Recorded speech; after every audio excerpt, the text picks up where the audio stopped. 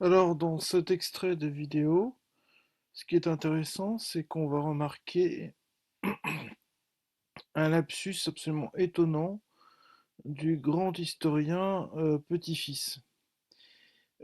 Colosimo est un historien, c'est quelqu'un qui a travaillé dans la politique, un peu en tant que conseiller, un peu tapis dans l'ombre.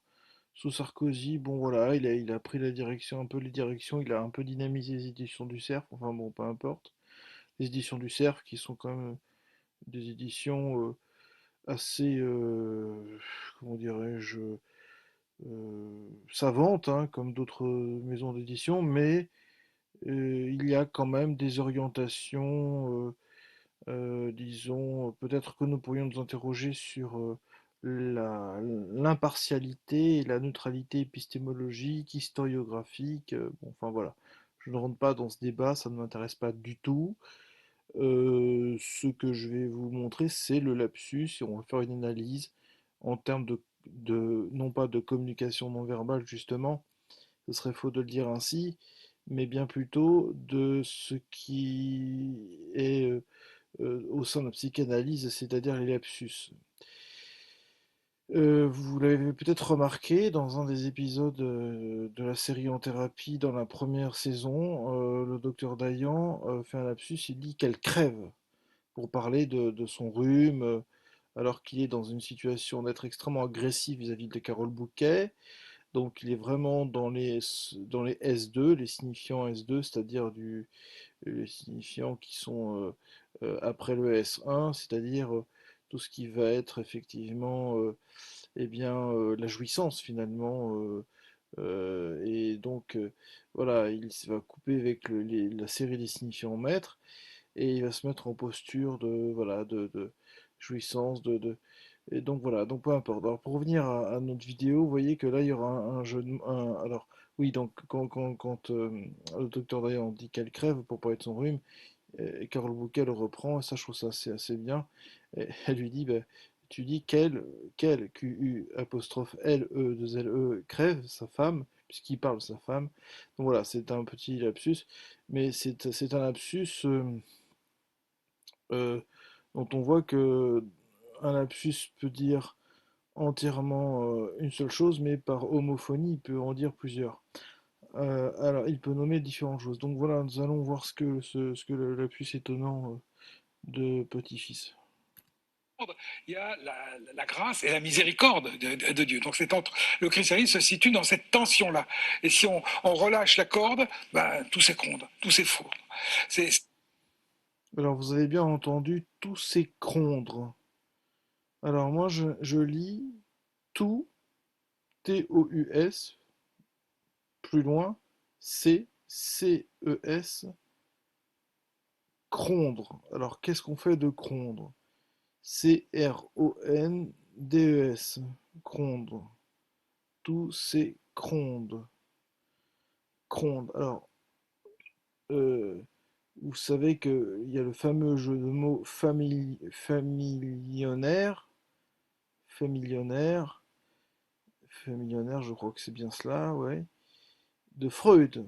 Ça rejoint le graphe de Lacan, enfin bon, c'est-à-dire il y a une percussion entre le vecteur du désir et le vecteur du manque dans l'autre. Enfin là, pour le jeu de mots de Freud, disons que jeu de mots, c'est un lapsus, enfin c'est ce qui peut être présent dans un rêve, bon peu importe. Peu importe cette plasticité, je trouve un peu monotone, personnellement, en tant que réflexion sur le jeu de mots. Moi je ne vais pas jusqu'à là. Je vais donc reprendre ce à quoi nous avons affaire. Donc il dit tout s'écroule. On va le réécouter s'il vous plaît.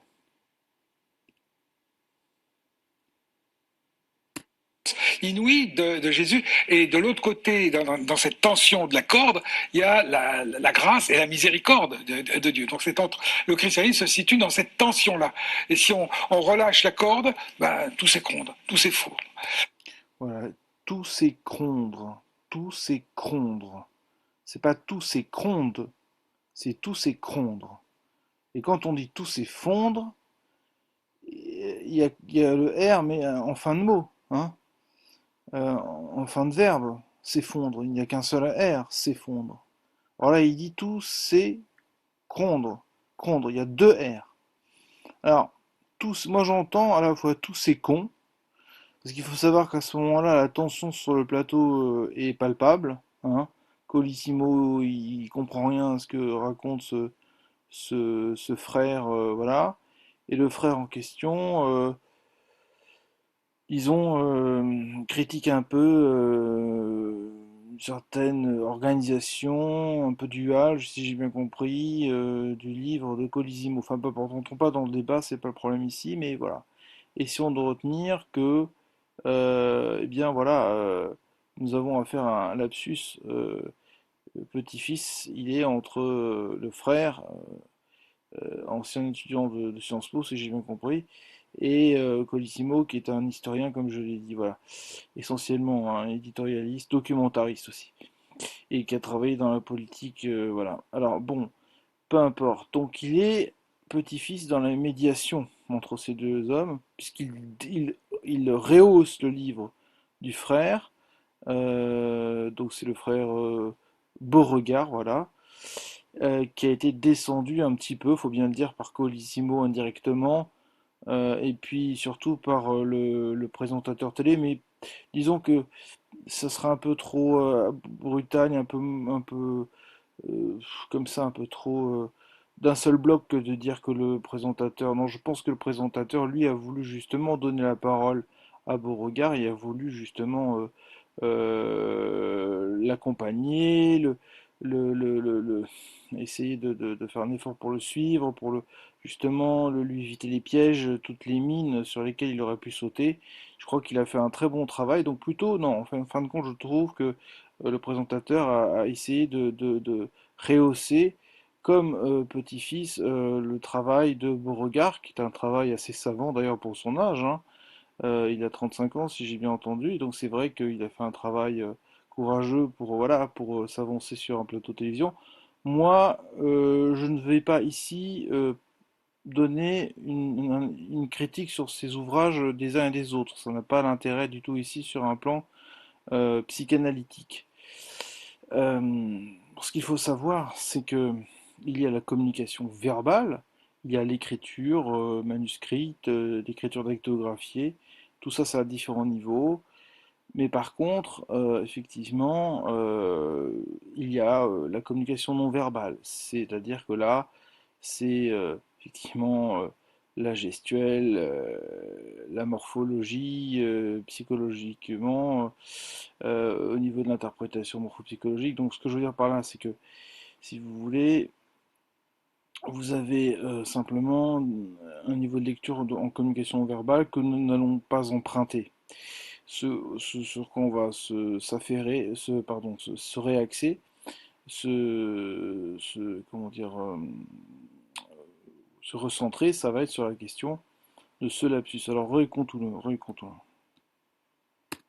Il y a la grâce et la miséricorde de Dieu. Donc c'est entre le christianisme se situe dans cette tension-là. Et si on relâche la corde, ben, tout s'écronde, tout s'effondre. C'est Voilà, donc tous ces cons, pour moi, c'est tous ces cons. Finalement, en tant que médiateur, il en redevient justement très distancié. Et il dit foutez-moi un peu la paix avec vos débats,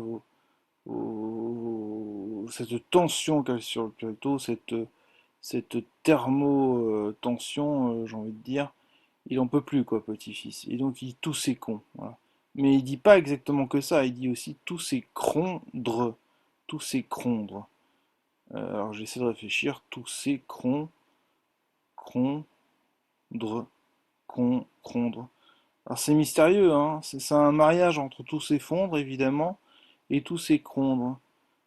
Euh, crondre, qu'est-ce que ça signifie? Donc voilà, ça reste mystérieux métaphysique. Je vous laisse le soin d'être non pas seulement dubitatif, mais simplement d'accepter le lapsus en tant que tel dans la vie humaine, dans la société humaine, tel qu'il doit être présent dans les sciences humaines et sociales, et depuis sa position dans les sciences humaines et sociales, interroger le discours scientifique, le discours de l'ingénierie sociale, le discours du positivisme communicationnel ou du positivisme dans différents domaines annexes, etc. Le lapsus interroge énormément de choses. C'est une petite porte extrêmement puissante d'où vient l'inconscient, etc. Voilà, je vous remercie beaucoup.